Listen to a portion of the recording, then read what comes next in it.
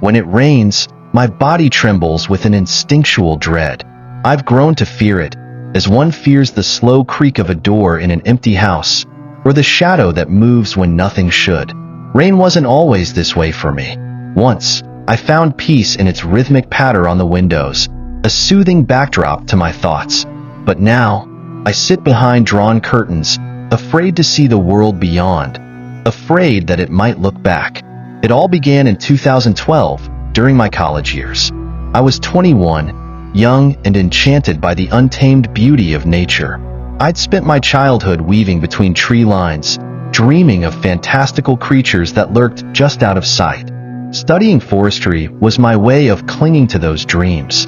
The forest was my sanctuary, a place of magic and serenity, until it wasn't. Our professor offered extra credit for students willing to hike a remote trail during the semester break. It was a chance to immerse ourselves in the wilderness we aspired to protect. Excitedly, I invited my classmate Lily to join me. Lily was a quiet soul, her emerald eyes shimmering like sunlight on leaves.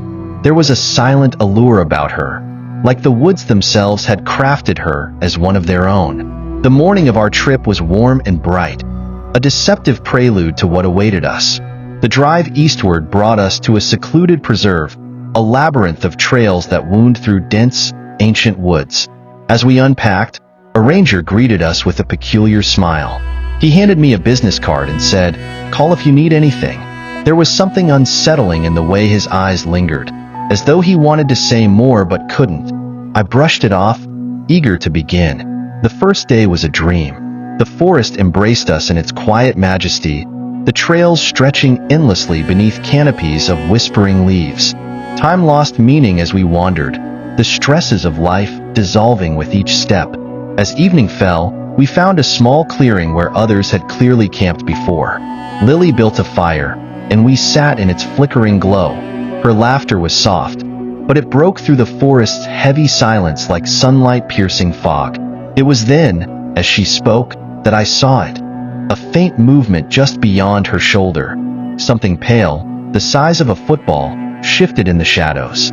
At first, I thought it was a small animal, but its form was indistinct, shifting in and out of the ground as though the earth itself were breathing it in. "What is it?" Lily asked, sensing my unease. "Nothing," I lied, my voice shaky, but already, the forest felt colder. That night, the forest whispered. The wind rustled the leaves like 1,000 hushed voices conspiring just beyond the firelight. I awoke to Lily's voice the next morning, calm yet tinged with unease. "There was something rubbing against my tent last night," she said, dismantling her shelter. "It felt thick, like a snake." Her words lodged in my mind as we continued. By midday, the sky darkened, a storm building where there had been no forecast. The first drops fell with icy precision, and thunder roared in the distance, a primal warning that vibrated in my chest. As the rain intensified, Lily spotted a small cabin off the trail, half hidden by the encroaching forest. We ran, mud sucking at our boots, the storm's wrath chasing us with deafening crashes. The cabin was a hollow sanctuary, its walls thin and weathered by years of neglect. Inside, the air was damp, carrying a faint, metallic tang. I glanced out the window and froze. Something protruded from the ground where I had tripped earlier, a pale, skeletal arm. It reached skyward, unmoving, its fingers curled like they were pleading for salvation. "Lily," I whispered, "you need to see this." She gasped when she saw it, her hand flying to her mouth. That's not natural," she stammered. The ranger's business card became our lifeline as we called for help. "Stay where you are," they told us.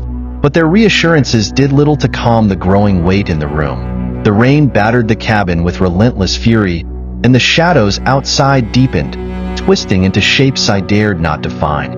Then came the knocking, soft at first, then louder, more insistent. The doorknob jiggled. My breath caught in my throat. "Maybe it's the ranger," I said, though the words felt hollow. When I called out, the knocking stopped, replaced by a heavy silence that pressed down on us like a physical weight. Then, the hand appeared. It slammed against the window with a wet, bone-chilling thud. pale and lifeless, its fingers spread wide, leaving streaks of grime as it slid against the glass. Lily screamed, backing into the corner. I grabbed the nearest object, a chair, and prepared to defend us. But the hand retreated, leaving only the sound of rain and our shallow breaths. A light pierced the darkness outside. Relief flooded through me as I saw the ranger's vehicle approach. But when the door opened, my relief turned to terror.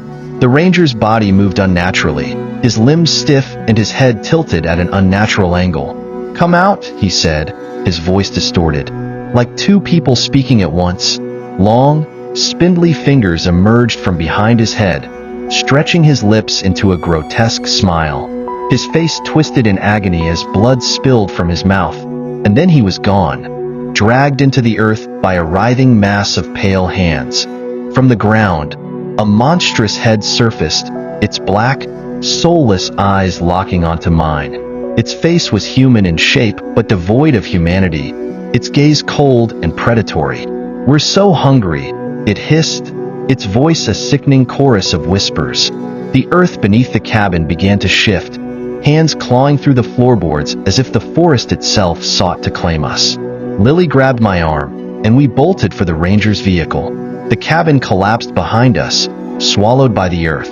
But as we sped down the muddy trail, I saw it in the rearview mirror. That monstrous head, still watching, its eyes unblinking. To this day, I can't escape the memory.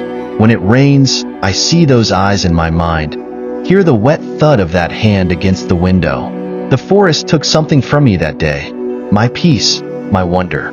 And somewhere, in those endless woods, it's still waiting.